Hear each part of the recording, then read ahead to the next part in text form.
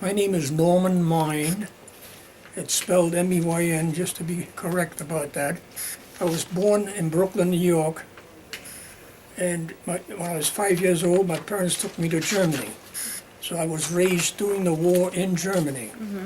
I returned to the United States in What year, I'm sorry? Did you move to Germany? 1935, 5 years old. And 1946, I was contacted by the American consulate, and they wanted to know if I wanted to return to the United States. That's when I found out I was an American citizen, or I had the birthright. See, when you're born here, you can choose where you want to Right. go. So Anyway, your parents never told you that you were... I knew that I was in the United States, but I never knew I was a citizen. And technically, I didn't think about it. But to make a long story short, I requested to stay in Germany to finish schooling, because I was going for engineering schooling. So in 1951, I returned to the United States, and they told me I had 1 year to learn the English again. Fortunately, my English came back like a 5-year-old within a very short period of time. And I was drafted technically, I arrived at January 31st, 1952 in the United States, and was drafted on the 27th of August. So that was not a full year. Went couple through months. went through basic training, through all the spiel, advanced schooling in Atlanta, Georgia, and then sent overseas to Korea to an ordnance unit. And by the time this is still 1952 when you... Very late December, technically 26 or 27, somewhere around there, I wound up in Korea. What was going through your mind at this time? Like, you had just been drafted, you just got back to the United States, and... Maybe I shouldn't say that, but I had learned how to duck. You know, you don't enjoy going back to a war again. Right. But the only advantage I did have, I was an ordnance man. For some reason, they needed my specialty. So you were in the war in Germany? Or, As a teenager, less than what, 3 months. And the only bad part about that was we were captured, turned over to the Russians, and we managed to escape. But that's another story. We don't want to get involved on that one.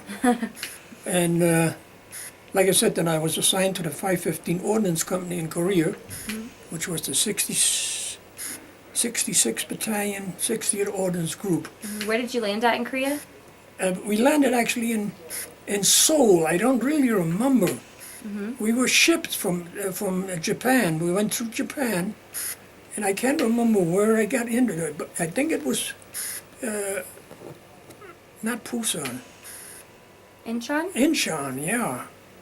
But I'm not sure about that, because that is a little blurred about me. Maybe too worried about what was going on.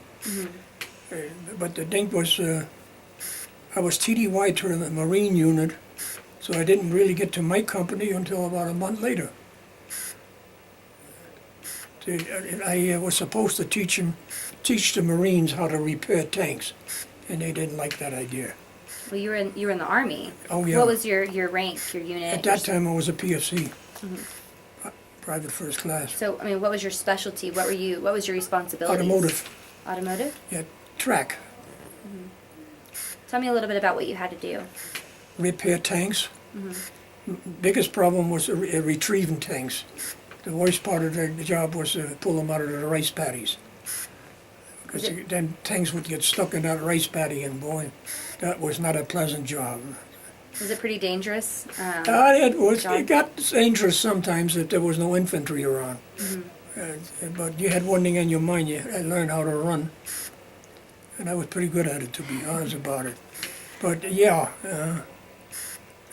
there were incidents where there were close calls. But you don't really want to remember them. What I do remember, one thing, that it was very cold in the wintertime, and it was definitely very wet in the summertime. See, we did a lot of repairs, automotive repairs, like for instance, repaired Jeeps and trucks. We inspected a lot of equipment and turned it over to the ROK Army, which is the Republic of Korea Army. Right. That was all the American equipment that was turned over to them. See, then I left Korea in 54, July 54. Because they extended me there for 2 weeks. Were you being stationed in Seoul? No, we were in the, actually, we were in between Wonju and Shinchan. Actually, we were right behind 10 Corps headquarters. Town, I think, I'm not sure, was called Kwandari. And I only found one reference about that Kwandari. They changed all the names in Korea. So I don't really know what we were talking about. My hand was in the picture, I noticed that. But I was fortunate, or not fortunate, whatever you want to call it. I went from the Army Reserve out back to Korea 5 times. 1950, started the first time in 53. Wow. I mean 83. And then the last time was 88. These were technically only 2-week tours. How long were you? How long was your service entirely? My whole service is 39 years. Wow. And you stuck with the Army Yeah, for 39 years? yeah. Wow. Yeah, like I said, I retired as a CW4. So you were being, your station was, I'm not going to be able to say it correctly, so somewhere between Wonju and Wonju Shinchan. and Shinchan. Yeah. How many people were probably stationed there And along our with you? company was about 140 people. We were attached to 10 Corps headquarters, which was technically less than 3 miles away from us. But we supported the 40th and 45th Infantry. And the 45th was Oklahoma National Guard, and the 40th was the California National Guard units. But just repairing items. And they needed a welder, and I was the only welder in the area on top of that at that time. So like I said, I was fortunate one way and unfortunate in the other way. So with 140 people, I mean, how were the sleeping arrangements? How many people would be in each We barrack? were 8 men per tent. And it's right about when they started desegregation. And, it was a strange feeling because they moved colored peoples in our tent. Really? And you were not used to it, let's put it that way. Yeah.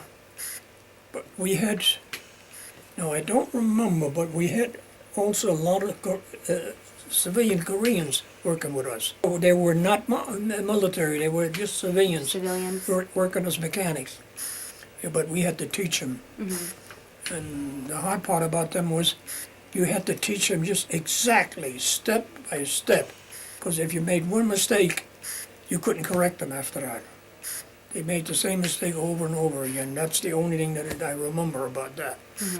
Because you had to be very specific how you instructed them.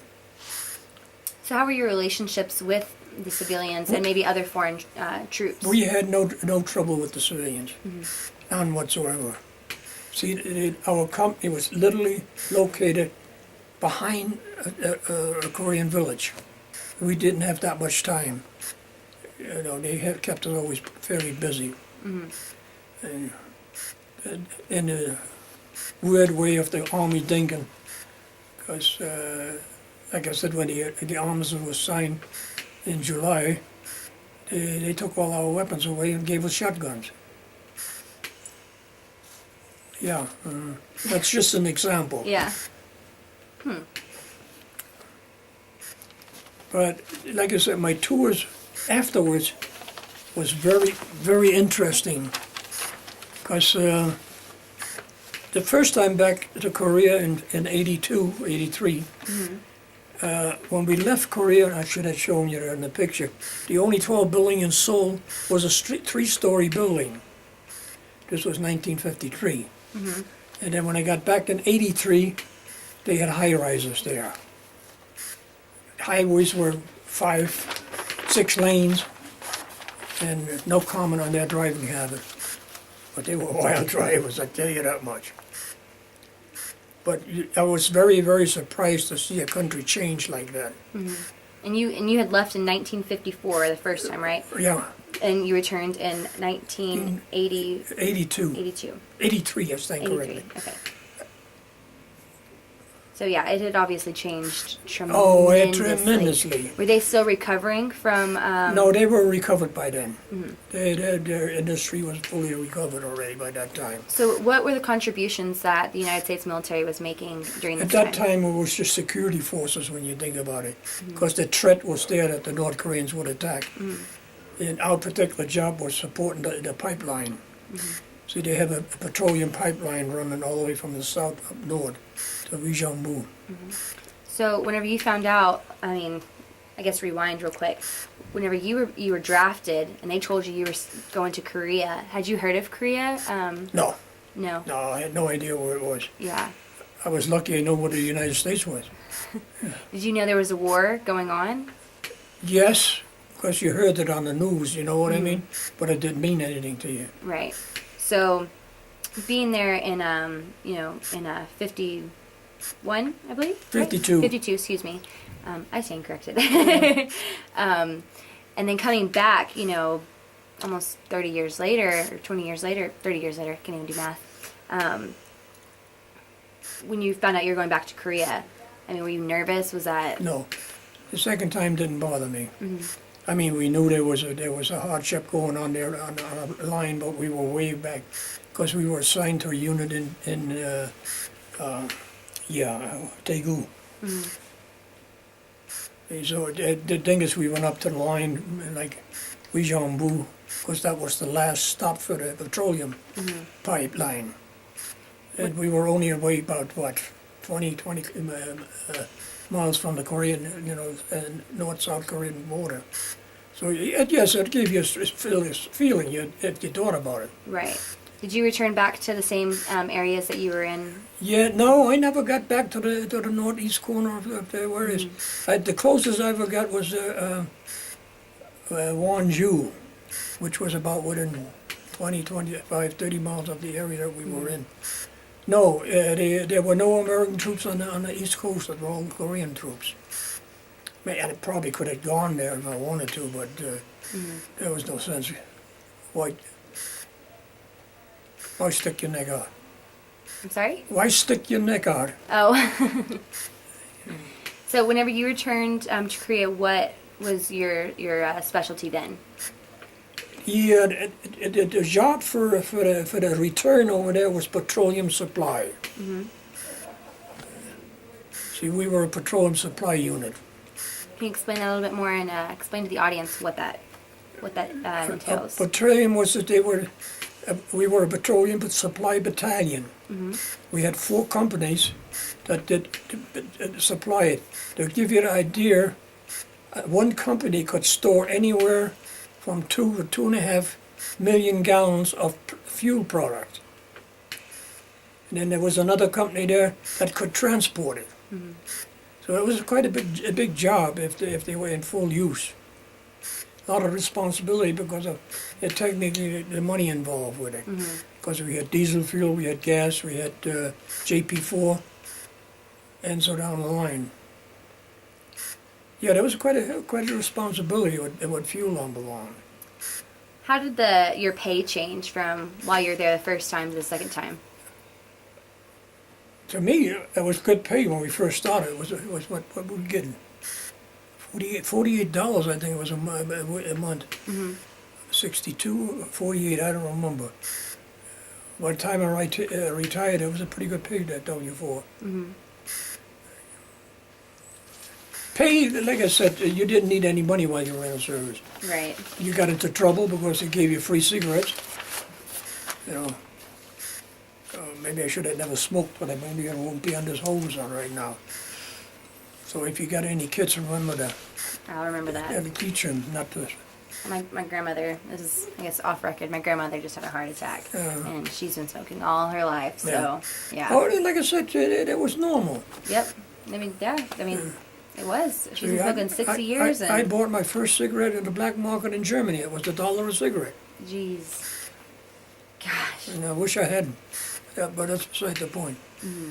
Yep. So, were you able to keep in contact with your family while you were in Korea? Yes. Now see, the only one I really had in Germany at that time was my mother and grandmother. My father was in Russian prison camp. when he wasn't released until 1949. Oh my goodness. When did he, I guess, was he captured? Actually, stand corrected. He was. I left before he came back, so they had to be 50, 51 when he came back. 1946, 54. That's when he got released from Russian prison again. And how long had he been in there? He was not in good shape. He mentally down. He behaved like a 2-year-old. If a stranger walked into the house, he would go in a corner. But let's not get into that right now. So what were maybe some of the more pleasant memories or anything you had from your duty in Korea? Pleasant memories, I learned the English real quick again, because I was forced to. Or the guys would tease the living daylights out of you. You know, like you said, a Brooklyn or an Eastern accent. Were you teaching them German in exchange? Them guys wouldn't learn. No, they were not interested in German.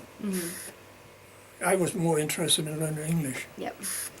and which came in handy because when I came out of the service, that was the only accent I had was Brooklyn. That is incredible. Yeah. So whenever you spoke German, did you have a Brooklyn accent? Not with the German. The Germans don't even know that I speak English. Because I went to Germany a few times from the reserve out too, and got in trouble. Because they were surprised how an American in uniform could speak German like that. So on the flip to that, what were maybe some of the most more dangerous or difficult moments that you encountered? The most difficult things I encountered was recovery.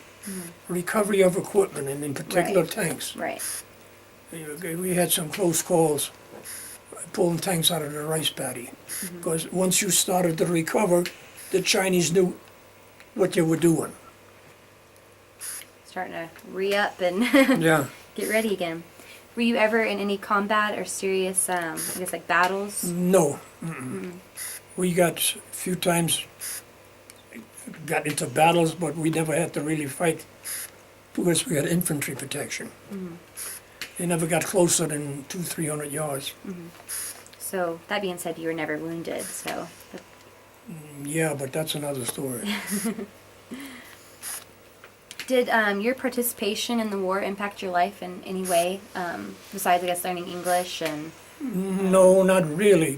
Like I said, the only thing that what I enjoyed or what I really appreciated was that I had to learn the language all the way again. Right.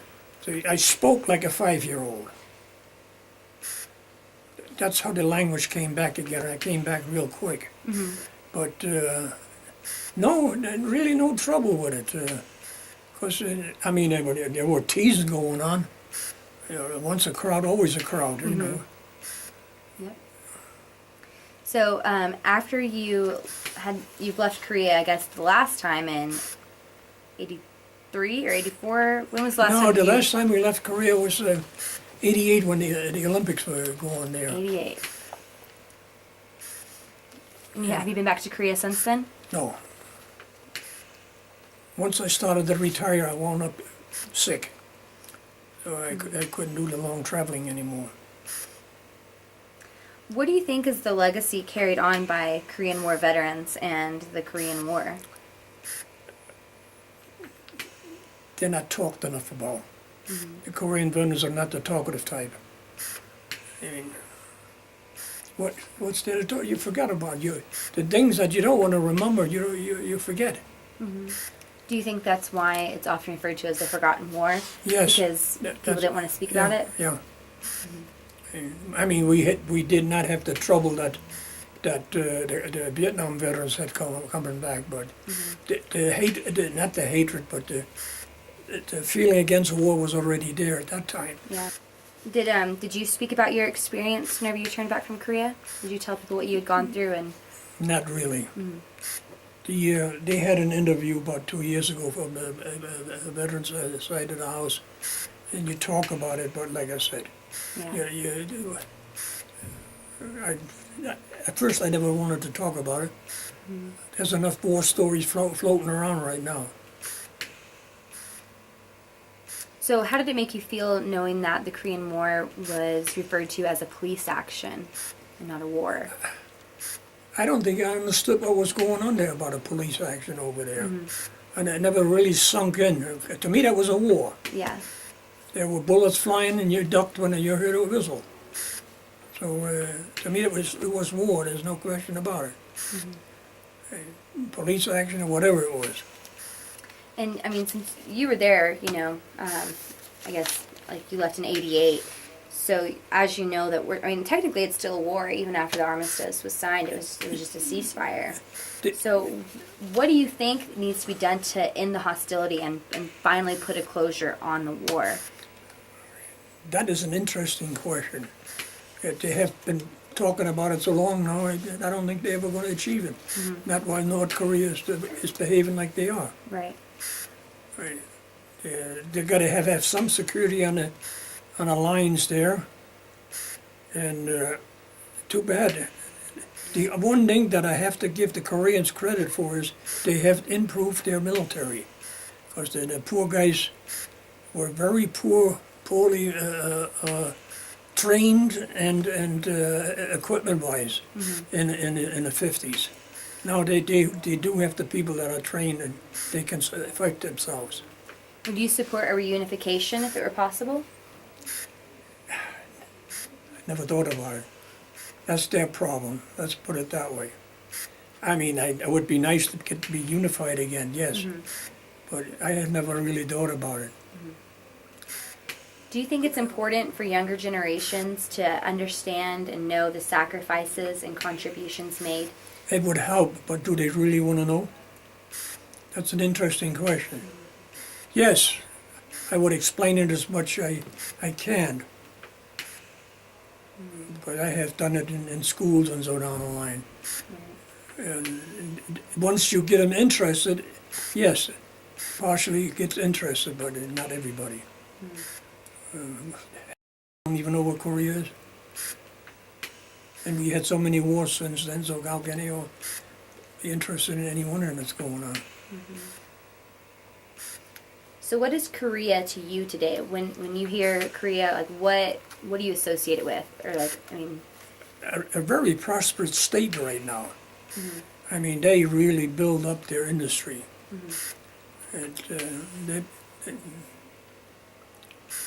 I'm glad to see that, to be honest about it, because that was a poor country when we were over there.